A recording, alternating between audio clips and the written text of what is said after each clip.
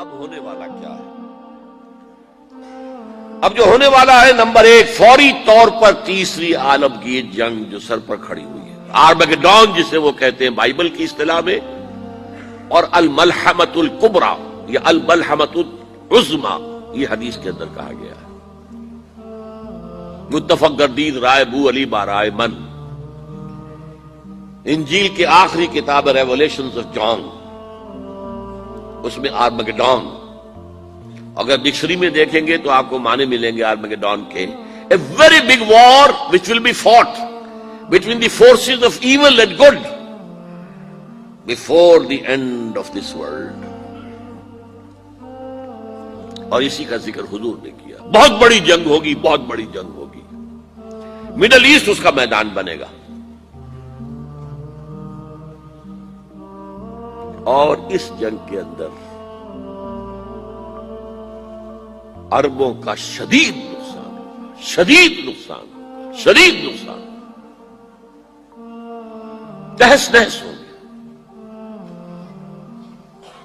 حضور نے فرمایا کہ ایک باپ کے اگر 100 بیٹے ہوں گے تو 99 ختم ہو جائیں گے، ایک بچے گا۔ یہ حدیث ہے، کتاب الملاحم پڑھیے۔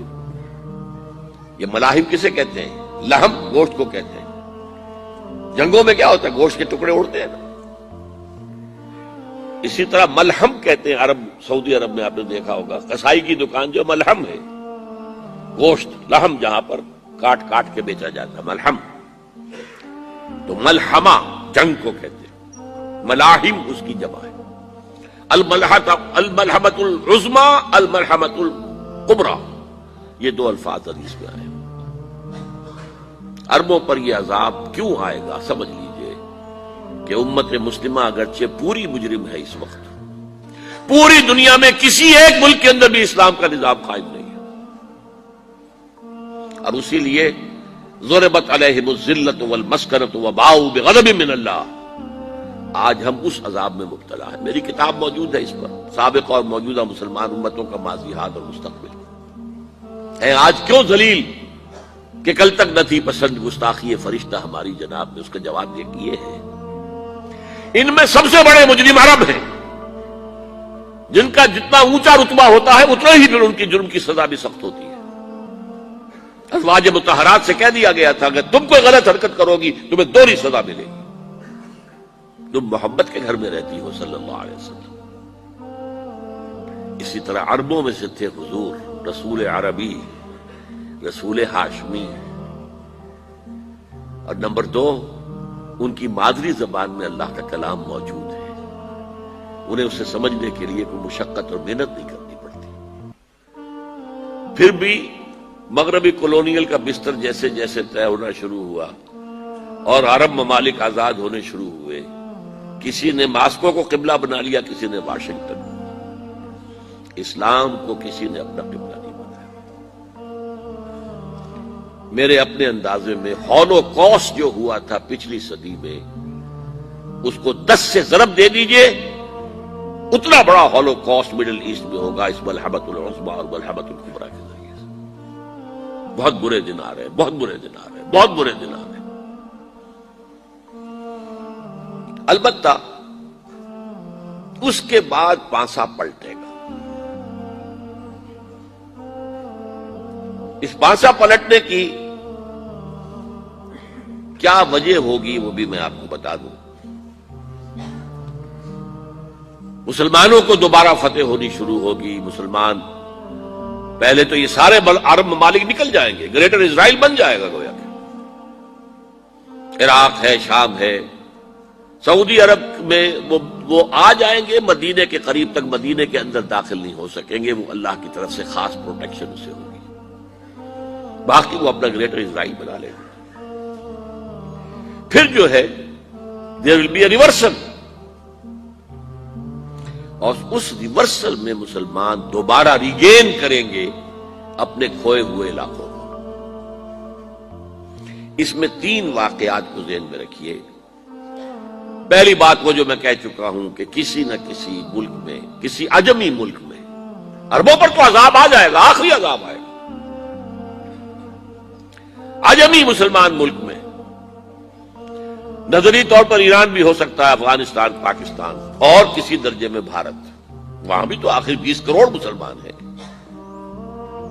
لوگ 18 کہہ دیتے ہیں اور وہ 12 بھی کہہ دیتے ہیں کہ 20 یا 25 کروڑ مسلمان بس رہا ہے ہندوستان کے اندر۔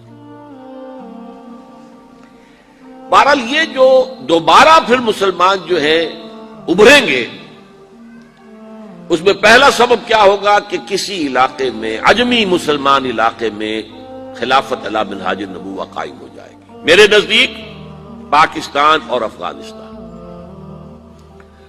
میرا گمان ہے واللہ عالم، میں نے کہا تھا ان باتوں میں اختلاف کی گنجائش ہے، یہ کوئی میں قرآن و حدیث کی روح سے نہیں کہہ رہا ہوں، لیکن جو میرا مشاہدہ ہے افغانستان کی تقسیم ہو جائے گی، پختون حصہ جو ہے پاکستان کے ساتھ ملے گا، اور یہ یہاں پر وادی سندھ، جس کو اقبال نے کہا ہے کارواں زی وادی دور و دراز آیت برو، اس یہاں پر خلافت علی منہاج النبوہ کا نظام قائم ہوگا اور یہاں سے فوجیں چلیں گی، نمبر 1۔ نمبر 2، عرب کے ریگزار میں 15ویں صدی کے مجدد کا ظہور ہو جائے گا۔ مہدی کو ہم مانتے ہیں مجدد، شیعہ مانتے ہیں 12ویں امام جو چھپے ہوئے ہیں، ان کے امام معصوم جو ہے 12، ان میں سے آخری جو ہے وہ چھپے ہوئے ہیں غار میں 1200 برس سے، اور وہ ظاہر ہوں گے۔ یہ ان کا عقیدہ ہے، ہمارا نہیں ہے۔ ہم سمجھتے ہیں جیسے ہر صدی میں اللہ مجدد بھیجتا رہا، اسی طریقے سے میرے گمان میں 15ویں صدی کے مجدد جو ہے وہ حضرت مہدی ہو، ان کی حکومت جا کر یہ فوج قائم کرے گی، عربوں میں دم نہیں ہوگا، وہ اپنی عیاشیوں کی وجہ سے بالکل کھوکھلے ہو چکے،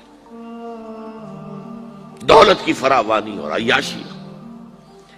یہ بھی سننے میں آتا ہے دروغ برگردن راوی کہ اگر کوئی فوجی قافلہ ان کا چل رہا ہوتا ہے تو وہ بجائے ٹرکوں میں بیٹھنے کے وہ اپنی کاروں میں بیٹھ کے ساتھ ساتھ چلتے ہیں، وہ ٹرک خالی چل رہے ہوتے ہیں۔